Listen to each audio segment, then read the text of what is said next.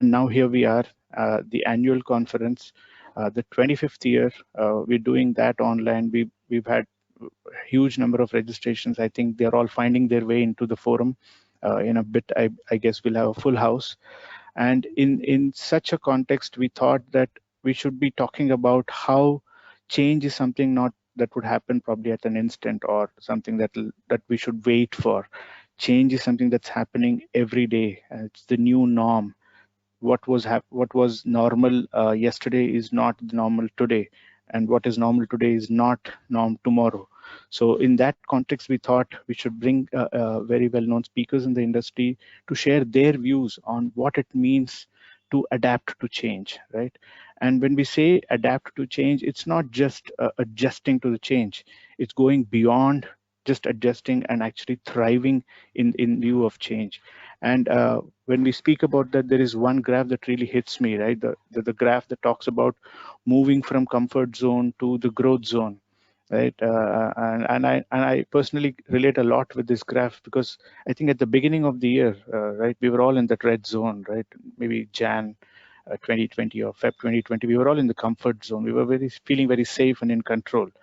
Come Feb March, COVID hit, and then most of us were pushed into fear zone. A lot of people I know personally lost their jobs, personally couldn't cope with the changes that were happening around them. But I guess over a period of time, we figured out that we need to move along. We need to move out of the fear zone and get into a learning zone, right? And push ourselves into a growth zone. And this graph is what really describes as to what we should really be focusing at. And the idea by doing that is that we move from one end of the spectrum, which is the fragile, to not to just being robust, but we would become anti-fragile, right? So things that would break when subjected to stress, to things that would actually thrive and benefit from stress, right? So we should be focusing to move from fragility mindset to an anti-fragile mindset. And with that theme and with that context of the conference, I will now invite our chief guest, Mr. Jayesh Ranjan, who's our Principal Secretary for Government of Telangana, and Mr. Bharani Kumar Arol, who's the President of HYDSPIN, to inaugurate. Obviously, in a physical setting, we would have requested them to light the lamp. And since this is a virtual forum, we're going to make do with the virtual lighting of the lamp. And I now request both Mr. Bharani and Jayesh, if you're on, to please come on camera. And as per protocol, I'll now invite to our chief guest, Mr. Jayesh Ranjan. Sir, can I request you to please come on your camera and share a few words on the theme of the conference, please? Oh, thank you. Sure. Yeah, so thank you very much. Thank you. And very good afternoon to all the members, my fellow panelist, Barney, to you, Krishna Praveen. Let me begin by congratulating all of you. This is a very significant milestone. And despite what is happening all around us, when you were explaining that you have conducted multiple knowledge sessions this year also, it's a matter of great achievement, because we know that lots of things have got disrupted. People could not resume what were meant to have been done, but for you to have achieved everything is a great accomplishment. So congratulations to all of you. Look forward to the fraternity that you have organized here through HYDSPIN, and look forward to more collaborative activities together. So I'll get into the topic straight away about change and what kind of new normal do we anticipate. So one thing is very clear now. Of course, we hopefully are seeing the beginning of the end of this pandemic, now that a vaccine is around the corner and positive news is coming from everywhere. So hopefully it's a matter of months only. But obviously it is a fact that during these last 10 months or so, every sector of the economy, every sector of the society has faced heavy disruption. And regardless of where you are, whether you are in India, whether you are somewhere else, what sector of economy you operate in, and irrespective of the scale also, You may be very large company, you may be a mid-scale company, you may be a small startup. Disruption has happened in multiple ways, and as you mentioned in your opening remarks, in ways in which for which we were completely unprepared. So beyond imagination, as you kind of pointed out. But there are a couple of things which are becoming very, very evident now. In fact, I am a part of a few other conversations also. And one thing is very clear, that digitalization is going to be a very important phenomena in the post-COVID economic recovery. And again, this is going to be regardless of the sectors, regardless of where you are, regardless of your scale, whoever you are, if you are able to adopt digitalization in your activities, the chances of faster recovery, chances of getting back to your before COVID normal is greatly enhanced. And I remember some days ago, there was a similar kind of a web conference where I had even mentioned that COVID, or in a way post-COVID, is going to be the new Y2K moment for all of us. In fact, if you recall, 20 years ago, 20, 21 years ago, we had this a similar kind of a global crisis, the Y2K crisis. And at that point in time, Indian companies took the lead. And we know who these companies are. They are the big IT services companies that we have in our country. They took the lead and they offered the solutions. And they, in that way, they created a very strong reputation for the Indian IT industry. And for the last 20 years, whatever they did at that point in time has benefited all of us in multiple ways. But one difference between then and now is that our IT industry has become much more democratized, much more democratic. In fact, in those days, in 1999, etc., there were just a handful of companies. And as I said, we know who these companies are. They are the ones who took the lead, and they were able to provide Y2K solutions for all the Fortune 500 companies in different geographies, particularly in North America. And they, of course, got reaped the benefits, reaped the rewards, and they have grown much bigger. And of course, there is a good spin-off because of them as well. But the current scenario is that there is lots of democratization that has happened. Today, when we look at the IT landscape, and being in the government, I also interact quite frequently with IT companies, etc. I noticed that there are lots of niche companies who are doing extraordinary work, lots of startups who are coming out with some very path-breaking solutions, some very amazing solutions. So it is not that we have to rely just on 4 companies or 8 companies or 20 companies to participate in the post-COVID economic recovery digitalization programs. The opportunity is there for everyone. So this brings me back to a very important point. And since the theme is on change and the normal after the change, the important question to ask is that what can we do for ourselves as the IT industry, and then what can we do for others? So if you look at these two related questions, from this perspective, that digitalization is going to become a very important factor in the post-COVID economic recovery. How can we show agility in developing tools, in developing solutions, which can be of help to everyone? And this also requires, so when we talk about our country, typically we speak about 2 things. One, we speak about the demographic, and we possibly mention that the demographic dividend is going to help us, a country like India, where the majority of the population is in the working age and young. But at the same time, lots of people who are much more realistic, they also point out that this demographic can also become a liability if they are not skilled well. So I guess something similar is panning out for the IT industry also. While not Y2K, the post-COVID economic recovery offers great opportunities for the industry to create new tools, to develop new solutions, to kind of service not just the Indian requirement, but the world's requirements. But the question to ask is that, do we have the right kind of skills for doing that? And I still feel that the kind of let us say skill sets available in other countries in general, the median, so to say, or the average, so to say, is far ahead of what is the median or the average here. I mean, there are brilliant coders and programmers and software writers, etc., and IT professionals in our country, our industry also. But they are one extreme. But if you look at the average or the median unfortunately is quite low. And how do you ensure that the new opportunity which is coming and which is available for everyone to exploit, how does one ensure the kind of skills that are available across the industry? Not that only the top 10 companies have the best talent and rest 90% of the companies they languish. So I'm sure all of you have also thought about it. I know that NASSCOM, much before COVID, I mean, COVID is of course a very big trigger, but much before COVID, for the last 2 3 years, they have been planning this, and they have actually rolled it out also.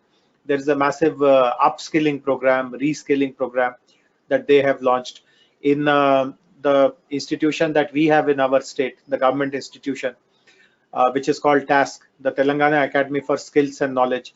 TASK also, see, many of you may be familiar with TASK. The TASK typically is oriented towards students, those who are in their colleges, maybe the final year, the third year. Typically, TASK modules are available to such people. But we have had, again, particularly during this last 9 months or so, we have also had a number of discussions around this topic, that we must offer in-service programs also. While we continue to cater to students, which is our major constituency, but let us also look at the 4.5 lakh people who work in the IT industry in Hyderabad, and is there something we can offer to them? And of course, the large companies have their own uh, development programs, but it is the mid-scale companies and the small companies who are not really able to invest resources and invest time in getting their employees reskilled and upskilled. And this will be a big loss for them. In my opinion, this will be a very big tragedy. There is an opportunity to participate in the post-COVID digitalization programs, but you will just not be able to participate because you don't have the talent for it. So this is something which we all need to look at very, very closely. If the IT industry in Hyderabad in particular, since I work for the government here, my interest lies in Hyderabad. So if we are able to collectively pull the 1400 odd companies that we have in the city, I mean, largely in the city, a few are in, let us say, places like Warangal and now Karimnagar, Khammam, etc. But the majority of the companies who are in Hyderabad, and look at, of course, not the top 10% of them, but the rest 90%, and look at in what ways can their skills be enhanced, what are the new generation tools that they can learn, and how are they going to apply those tools in the post-COVID economic recovery programs. This is something of tremendous importance, and there is a sense of urgency also behind it. A related question to ask is that while we do all these things for ourselves, which are the sectors that we can cater to very, very easily? I mean, as I said, the post-COVID economic recovery will involve digitalization across sectors. I mean, practically every sector will fall on some digitalization solution, some digitalization tool or the other. But I see that there are certain sectors which will be requiring this kind of assistance the most. And let me give a couple of examples. I mean, there are many things to talk about, but I don't want to go on and on and on. I'll just give a couple of examples and stop. So I'm also the industry secretary of the state, so I look after industries also. And economic disruption has happened quite significantly in different industrial verticals as well. But again, there is a phenomena. I mean, regardless of which industrial vertical you are in, we have also seen that the disruption has not been even. There are large companies, there are mega companies who have also been disrupted, but for a variety of reasons, they have deep pockets to manage that disruption, and they can tide over some of these problems which that vertical is facing. But in that vertical, if there are SMEs, small and mid-scale industries, then for them, some of them are actually close to bankruptcy also. They are close to declaring lockdown also. The devastation has been so enormous. And these are the companies, the SMEs, as I said, who require the biggest and most urgently digital tools and solutions for their post-COVID economic recovery. I'll give you an example. And again, working with the SMEs is not very easy. There is no digital readiness that we see in the larger companies or even mid-scale companies. But I also see that with little bit of effort, perhaps by joining hands with the government, we can bring enormous amount of advantages in the MSME sector using digital solutions. I will just give you one example, but it is a very illuminative example. Now, during the lockdown period in particular, we all were confined to our homes, and getting groceries, etc., had also become a very big challenge. But we all saw that governments permitted e-commerce to operate, and all these Amazons and Flipkarts and big baskets, they were they were active, and they were kind of bringing stuff to our homes.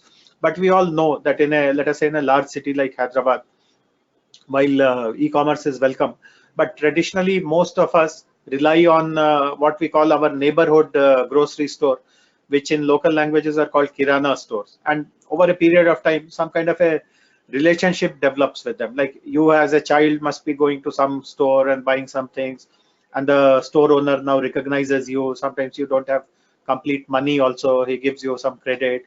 Before you, your father might have also gone to that same shop, and he would have interacted with the present guy's father. So I mean, typically in a old city, I mean in a old city like Hyderabad, which has 400 years plus history, these things are quite common. This kind of a close relationship between the grocery stores, the kirana store as they say, and the community in that neighborhood. But we all know, I mean, if you just recollect who your grocery store guy is, you will typically find that he's a person who is a bit old-fashioned, he's slightly elderly, he's a bit, as we call, 19th century, and is not very modern in his outlook, and so on and so forth. So you would imagine that if you tell him that digital is the way, and you must do this and you must do that, there'll be lots of resistance. But I can share this with you, and I feel very proud in sharing this with you, that in the month of June, when we realized that groceries are getting badly affected and these neighborhood guys are just not able to get their act together, we partnered with a solution provider called Global Linker, and we were able to convert 1,000+ kirana stores in Hyderabad into digital stores. And it was done literally overnight. We were able to create a website for each of these stores. We were able to digitally inventorize all their inventory was digitalized. We also created a payment gateway for all of them, a way to place online orders, a way for them to look at their inventory and get replenishments whenever the inventory is running out. And of course, they just had to engage a couple of boys to, once the online order was received and the payment was made, to go and deliver the stuff to the homes of their regular patrons, etc. And this system has worked well. I mean, if from a segment about whom we would consider that they are as far away as technology as any some 19th century kind of a person, the adoption was very remarkable. As I said, thousands of them shifted to the online methods. I'll give you another example from a social perspective. Now, all of us who live in Hyderabad and who have children, and I'm presuming that our children do not go to government schools, but they go to private schools. Now, in private schools, online classes have started. I mean, the day they were supposed to have started, even if there were no pandemic, they would have started their classes in a normal way, let us say in June or July or so. During the pandemic time also, their sessions started in June, July. There may be a week's delay here and there in some school or the other, but they were very able to adopt to online education. And today also we see children attending to their classes on their parents' devices, or some of them are fortunate enough to have their own devices, but they attend classes. Of course, it is not the same thing as a face-to-face teaching learning process, but some semblance of education is happening. But you will be, I don't think it will surprise you, but still I would like to share this with you, that in no government school in the entire state of Telangana have we started online classes. And there are thousands of government schools. I mean, 30,000 schools to be precise, 35,000 schools to be precise. And in no school has any form of online education started. And you imagine, I mean, what kind of disruption is this? Obviously, children who attend government schools are children from typically working classes, etc. And lots of parents, when they admit their children into these kind of schools, they do with lots of aspirations. I mean, I'm sure all of us have a maid who comes to our home, or a driver who drives our car, or someone else who does some odd jobs for her. whenever you ask about about their children, they take lots of pride because they have hopes. They miss the education bus, but they are confident that if their child gets a good schooling and then goes on to college, etc., then obviously the fortunes of the family change. And it happens all the time. Every year when some competitive exam results come, the IS exam results or the IIT entrance results, there are multiple news items that some let us say a vegetable vendor's son has become an IS officer, or an auto rickshaw driver has joined the IIT, daughter has joined the IIT, and so on and so forth. So education is something very, very important, very precious for such kind of people. And here is a scenario when the government has raised its hands, saying that we just have no wherewithal to offer digital education because we don't have the ability. I mean, the ability meaning the receiving mechanism, whether devices are there with every household, whether connectivity is there in that. So government schools are not just in Hyderabad; they are all over the state, including rural areas, remote areas, etc. But if this is going to be the new norm, that there will be blended education, you cannot presume that classroom will be on all the time. What is the solution? So can we create imaginative solutions? Can we find out what are the ways in which even in a low connectivity area we offer good quality education? Can we train the teachers in doing some kind of a micro level classroom management using the locally available means? How does one do assessment if there is an online education happening, and so on and so forth? Healthcare is another area. While COVID has been well managed in our state, the unfortunate reality is that hundreds and thousands of patients who do not have COVID but who suffer from other ailments, and obviously lots of elderly people, and even not so elderly people also, they have all kinds of ailments, all kinds of disorders, they require health care. But for right or wrong reasons, the entire attention of the healthcare system was focused on COVID management, has been focused on COVID management for the last 10 months or so. And therefore, these other ailments could not be attended as well as COVID has been. So that is also a tragedy. So what are the technology solutions available? So practically there are so many areas where there are great opportunities, and as I said earlier, the opportunity beckons us. This is the new Y2K. If we are able to collectively raise the bar for our IT industry in Hyderabad, in Telangana, and enable them or empower them to get not just opportunities to show their prowess in Telangana alone, but in the rest of the country, rest of the world also.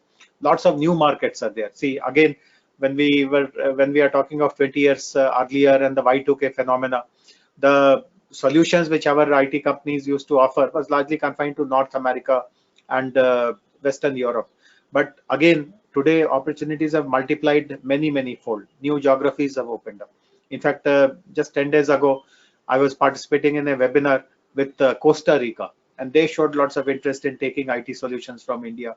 And there could be many such pockets across the world where people have the wherewithal to take solutions which they don't have the capacity of developing by themselves. So great opportunities here, and I'm sure that HYDSPIN will play a very constructive role in improving the caliber of our IT industry in general. This is the time to work very collaboratively. You should look after not just yourself, but even a small company, a mid-scale company, even startups who are also feeling the heat because of this pandemic, etc. The industry needs to kind of thrive only when it collaborates, and as always, government will always be most willing to help and support and assist and forge any kind of partnerships that are required to help our industry. We have done so well in the last 6 years. Bharni was mentioning how the industry has surpassed multiple records in terms of the value of software developed, the value of software exported, and stuff like that. And we have attracted some of the most marquee companies to Hyderabad.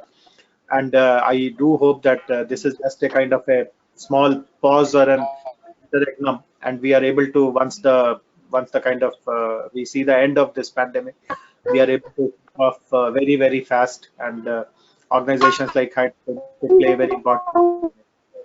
Once again, my best wishes for successfully completing 25 years. Look forward to more and more successes in years to come. And thank you very much for. Thank you, Mr. Ranjan. Thank you for those words. I'm sure the efforts done by the government of Telangana have really been beneficial for many people. In fact, I'm just noticing the people mentioning on the chat that the initiative of task. I think it's probably one of the first and probably the only government which has done this connect of making sure that the schools benefit from enhancing the skill at the ground level. And if there is time, there is just, I think, two questions that have been posted on the chat. There is one question by Mr. Dr. Ramana Devarkonda. He's asking, what would be the future of the startup companies and what kind of help and support to the startup ecosystem is the Telangana government planning on providing post the pandemic? Yeah, so startups have become very important for us. In fact, Hyderabad has become a very thriving hub of innovation, entrepreneurship. Large number of startups. 5 years ago, 6 years ago, in 2014, we just had two incubators in the city. One was at ISB, one was at Triple IT, and roughly around 200 startups.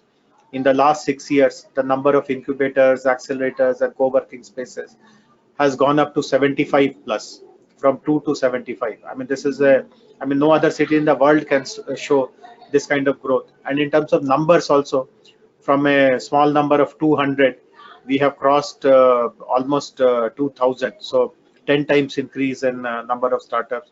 And it is not just numbers, the quality of work they do, the kind of valuation they are getting, the kind of social impact they are creating, the kind of pressing problems they are solving. There has been a huge change in the last 5 years. So startups have helped us quite a lot, and obviously they contribute to the economy, they create jobs, and those are also multiplier benefits. So it is our responsibility to help the startups in multiple ways.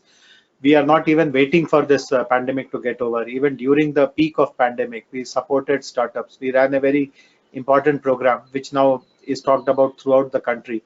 This is called REJIG. The program that we ran for startups is called REJIG. So what we did was that all the leading incubators of the city, including T-Hub, I mean, T-Hub facilitated it, but there were at least half a dozen other leading incubators who joined hands.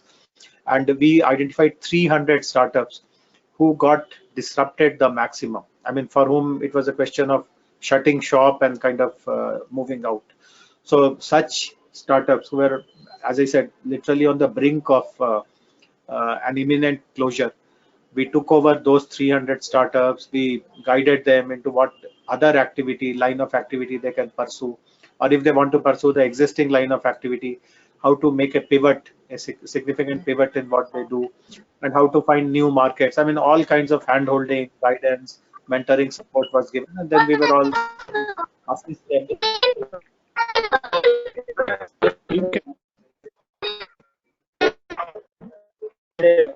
Team, can you please mute yourself? Sorry. Yeah. Sorry. Sujat, can you please mute Ishwari speaking? Yeah, Ashwari, can you just mute your mic? All right. So as I said, so we were able to work with 300 startups and help them, and also help them with funding, etc., etc. And now we want to do one more batch because the impact of pandemic is still not over. We have also taken a decision that we will also be creating lots of new government orders for them. See, one of the biggest help which the startups require at this point in time is getting a regular stream of revenue. And we feel that there are many projects which government departments can offer, and these can be offered exclusively to startups. So incidentally, today is 12th. On 16th, 10 senior secretaries of the government, led by our chief secretary, we are spending half a day at T-Hub, and T-Hub and all the other incubators have identified 30 startups who can offer some worthwhile solution to the government. I mean, different parts of the government. So the education secretary, health secretary, urban development secretary, rural development secretary, home secretary, transport secretary. There are 10 of us who are going that day, and we are going to interact with the startups. And obviously, if the product seems relevant to the government, we will be bilaterally buying that solution I mean, giving them the work order, so to say. So startup support will continue to happen, and the government is very keen to maintain that good momentum for the startup that we have generated in the last 5 years. Yeah, thank you for that. There is one more question that's come up. It's a very specific question from Srinivas Reddy. He's asking, what is the roadmap for Karimnagar IT? I'm assuming the SEZ at IT, SEZ at Karimnagar. See, the plan of the government is to find out if there are entrepreneurs who are willing to set up their units in a smaller town, what is called a tier 2 or a tier 3 location. And if enough number of people come up and say that, yeah, I would like to take 20 seats in Karimnagar, or 40 seats in Khammam, or 20, 30 seats in Mahbubnagar, or wherever, we'll be willing to aggregate that demand and build space to them, because these companies, for 20 seats I cannot give land to you, for 40 seats I cannot give land to you, and obviously even if you take land, you will not be able to afford the construction, etc. So the best solution is to give you ready to use space, but ready to use space can be given only if there are at least some 100, 200, 400, 500 takers for it. I cannot build a building just for 10 people to use it and all that. So this is our attempt to kind of find out people and entrepreneurs. There is, as you would know, a big diaspora, Telangana origin diaspora in the US. Many of them have turned entrepreneurs. They might have gone there as a student, and they might have begun their career working for others, but many of them have now turned entrepreneurs. They have built their own companies. We have found many of them who are willing to switch or shift some of those seats from their US office to India, and obviously to the place where they come from. So there is a sense of giving back to the new state of Telangana. So we have found that there are some people from Karimnagar who have that interest, and therefore we have built a space. I think it is 40,000 square feet, and part of the space has got occupied.